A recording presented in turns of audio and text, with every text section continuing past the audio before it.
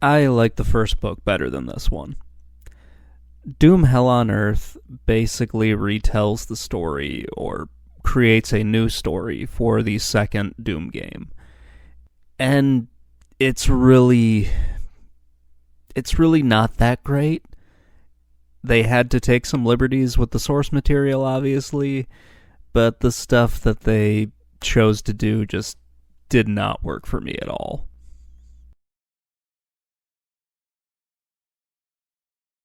So the book starts up on Deimos. That was the moon that they were on in the first book, and the moon is now in orbit around Earth. After their fights with the Spider Mastermind and everything, they've cracked the protective dome, which is holding all the oxygen into the place. Not sure why they don't have oxygen generators, but that's besides the point. So they think they have like a few months, or like somewhere between weeks and like a month of air on board. Instead of finding a teleporter to go down to Earth, our two main characters from the previous book, Flynn and Arlene, decide that a good use of their time is to build a spaceship and fly back down to Earth. So over the period of 4 weeks, they find a tech manual, build a spaceship, and fly back down to Earth. Why the fuck not? Instead of just finding a teleporter, which I think is what happened at the end of the first game, but, whatever. Also, we don't just have Flynn's perspective in this book. We get Arlene's perspective, and then two more characters, Albert and Jill. We'll meet them later. But when we started the book, we have Arlene's perspective, and I was kind of excited that we would get her telling this story, but instead we jump around a lot, and it's actually more annoying than anything. So their spaceship lands on Earth in, like, roughly near Salt Lake City, like a couple of days out of Salt Lake City. They get captured by some members of the Mormon faith, because apparently the Mormons are super survivalists in this book, and they've been preparing for a war against the U.S. government for decades. Possibly over 100 years, but who knows. And Arlene apparently hates the Mormons because her brother joined the Mormon church briefly, and she just hates everything that they stand for, and all of organized religion in general she hates, but particularly the Mormons. This becomes a bit of a problem because she falls in love with Albert, who is super Mormon-y, just super Mormon-y. There's a lot of back and forth between Albert and Arlene when they argue about religion in this, and it's more annoying than anything. So Albert's the one who captures them. Albert turns out to be a Marine who is just consumed by the Mormon faith. So he talks about, or at least thinks about, wanting to have sex with Arlene, realizes their sins, and immediately, repents for everything that he's doing. It's really more distracting than anything. All of the chapters that Albert and Arlene are in, when it's their perspective, are just painful to get through, or at least they were for me. So Flynn and Arlene accidentally alert the demons who control all of the U.S. government and many of the other governments around the world.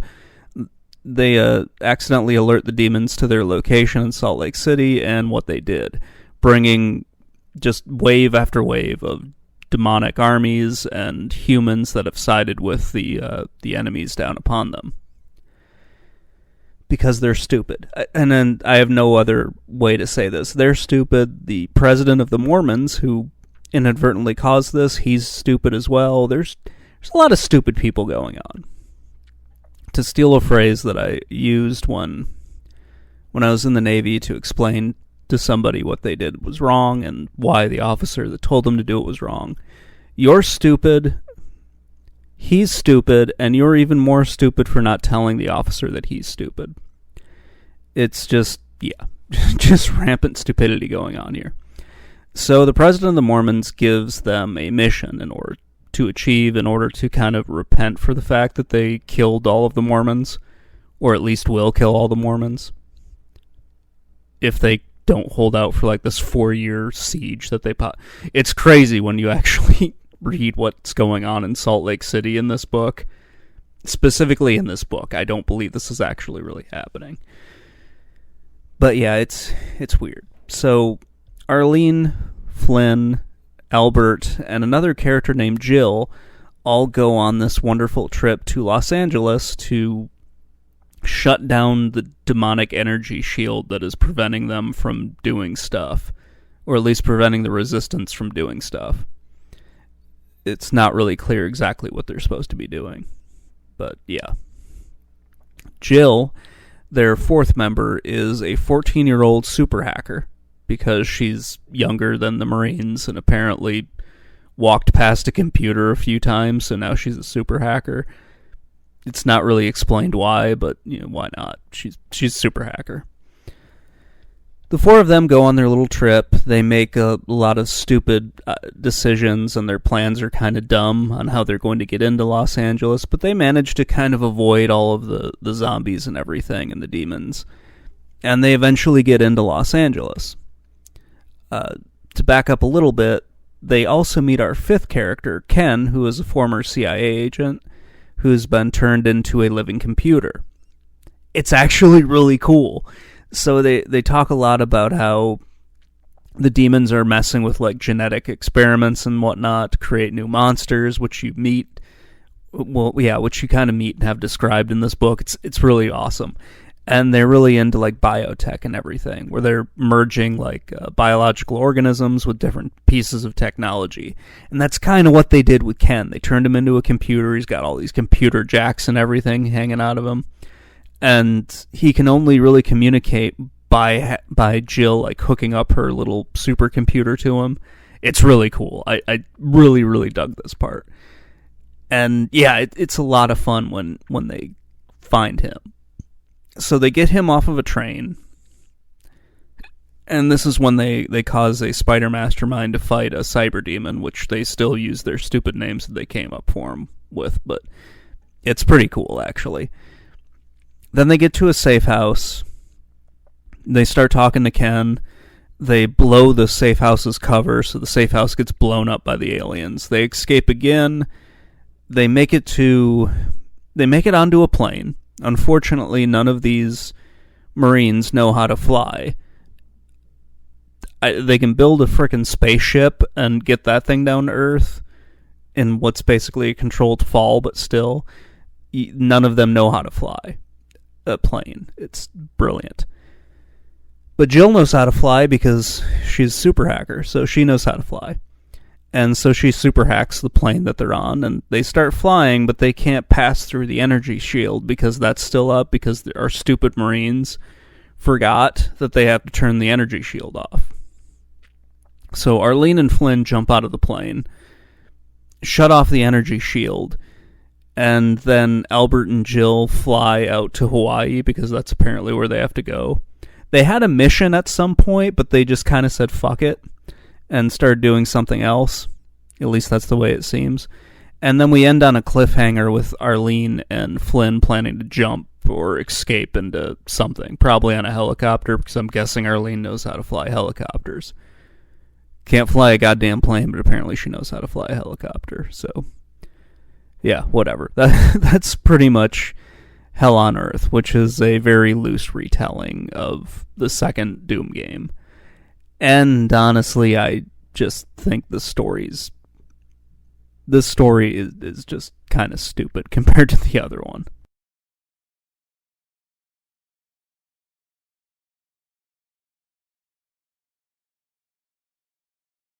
Okay, let's talk about some of the stupid moments in this. Stupid/video game moments.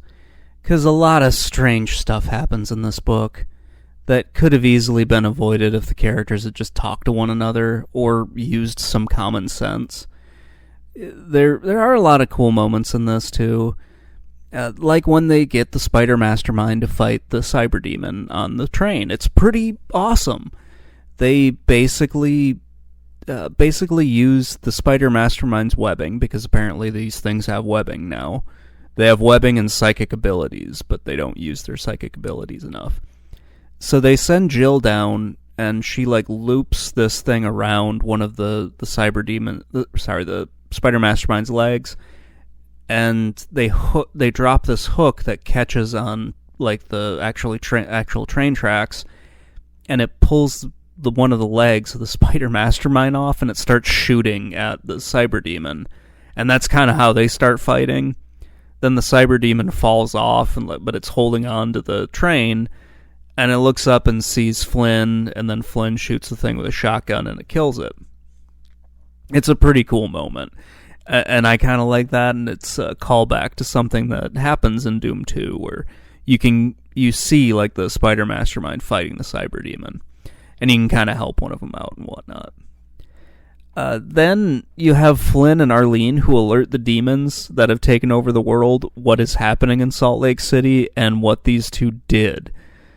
And this could have been completely avoided if they had been, given some supervision when they were wandering around, or if the Mormon president had bothered to tell them what the hell was going on. It's really bizarre. And it leads Flynn and Arlene to contact the military and cause an army of human traitors to attack the city. All of it could have been avoided, but then the book wouldn't have been as much fun. But still, it was just kind of why the fuck did you do that? And it was just, it was really bizarre. The thing that just drove me crazy was the first 7 chapters or so, where Arlene and Flynn are building a goddamn spaceship to fly down to Earth. I have no idea why they wasted their time with that. It should have just been them finding one of the teleporters to show up on Earth. That would have been perfectly fine. I have no idea why the authors wasted our frickin' time with that, because it really felt like a waste of time. There was not a lot of character development or building that was going on. Just 2 people hallucinating crazy stuff until they crash landed on Earth. And it was just sort of weird, and yeah. So, yeah, those are 2 moments that I just... Well, whatever. I just thought that part with the spaceship was really dumb. I did like the use of all the biotech and everything, with Ken I thought that was really cool. I would have liked to know more about Jill. We've been given little tidbits of information about her, but it's all speculation and everything. I'll talk more about that when we get into the new characters here, but yeah, the biotech stuff was really awesome. There was one part which was just, I hope to God it plays into in the next book. They run into a human who's dressed up in all this armor and everything, and they end up killing him, but they don't really know if he was a traitor or if he was part of some resistance cell or something. He just kind of shows up.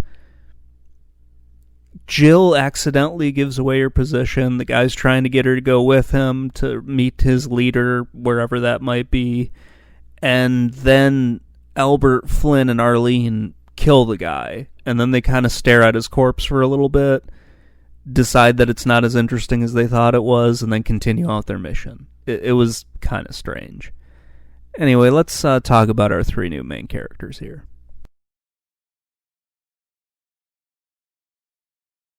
So we're given 3 new characters, and 2 new points of view. Well, 3 new points of view and 3 new characters.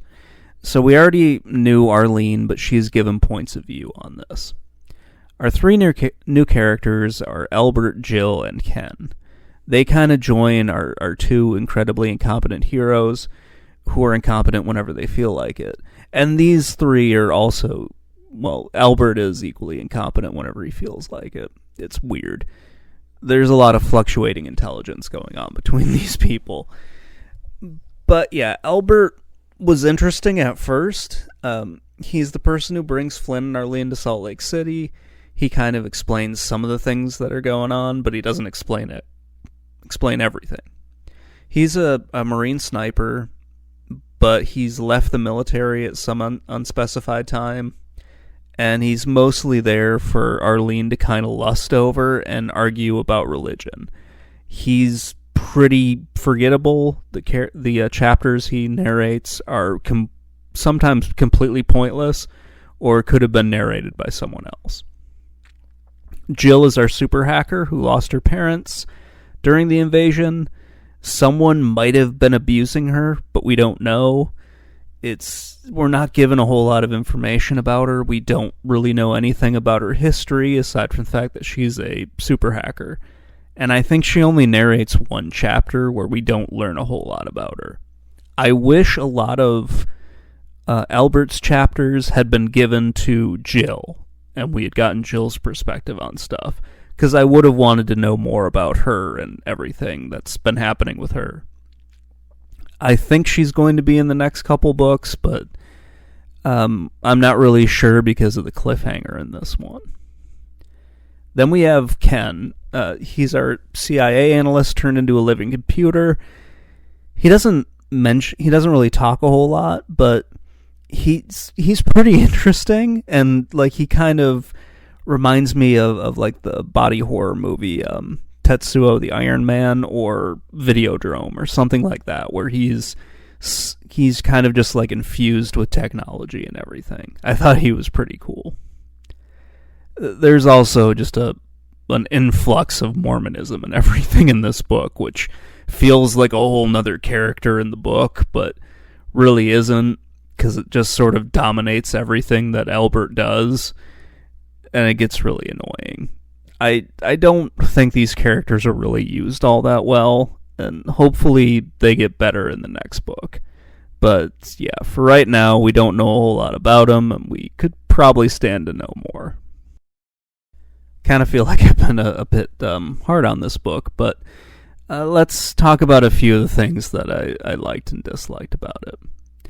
The first thing that I didn't like was just Flynn and Arlene building a spaceship. We're expected to believe that, they could basically build a spaceship out of scraps in the period of a few weeks, but then none of them know how to fly a plane. And yeah, it's just like, what the fuck? You were able to build this spaceship just off of like the schematics and everything, but none of you know how to fly a plane. I don't know. Yeah, it's just kind of strange. Albert's struggle with his religion is dumb. I really can't describe it anymore. It's really dumb, and it goes on for too long in the book, and it just gets really annoying to the point where I didn't want to read anything else from him. Aside from Jill, I have no idea how old any of these people are supposed to be. It's very strange. I'm guessing that our main characters, Flynn, Arlene, and Albert, are all between like 25 and 30, but that's not based off of anything. It just feels like they have like this fluctuating age going on where they do things that you wouldn't expect them to do, and stuff that you would expect somebody who's in like their late teens, early 20s to do, but they can't really be that young because they've all, like, Flynn's seen combat in a few different places. Arlene talks about having gone to college and then joining the Marine Corps, so maybe she's older than that. I don't know.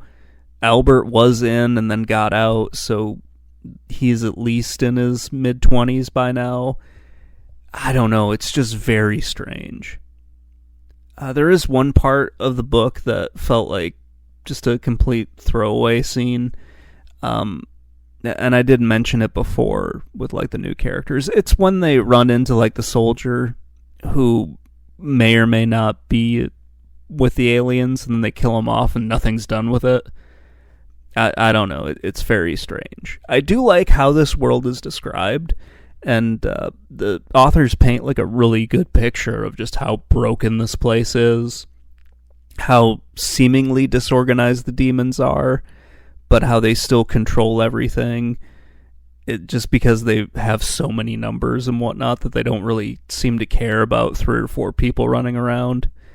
And they didn't seem to notice that Salt Lake City wasn't in their control. It goes to like the fluctuating intelligence of everybody and everyone and everything in the book. It's really, really bizarre.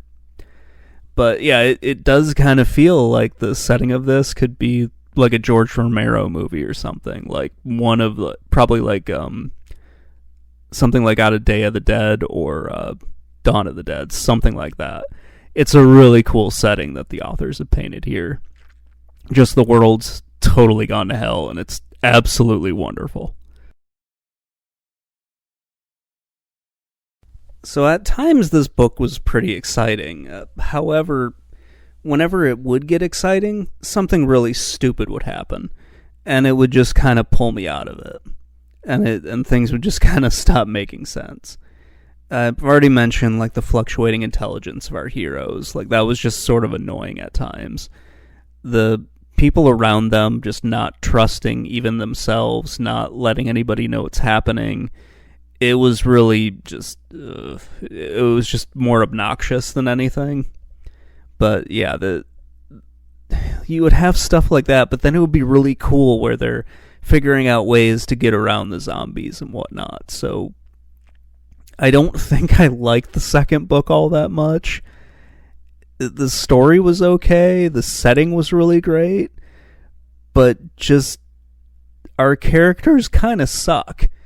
And I'm really sort of dreading going through the next 2 books with these groups of characters. Spoiler alert, I think Albert's dead, but I don't know. He gets shot in the face by an imp, which killed Rich in the first book, but it doesn't seem to have killed Albert in this one. It's kind of weird. Like, it just, I don't know. I'm kind of dreading going through the next 2 books with these characters. Hopefully we get some different ones, or the characters that we have get a whole lot smarter, or just become better, or something like that. Anyway, that's going to wrap things up. Let me know what you think in the comments below, and I will talk to you all later. Bye.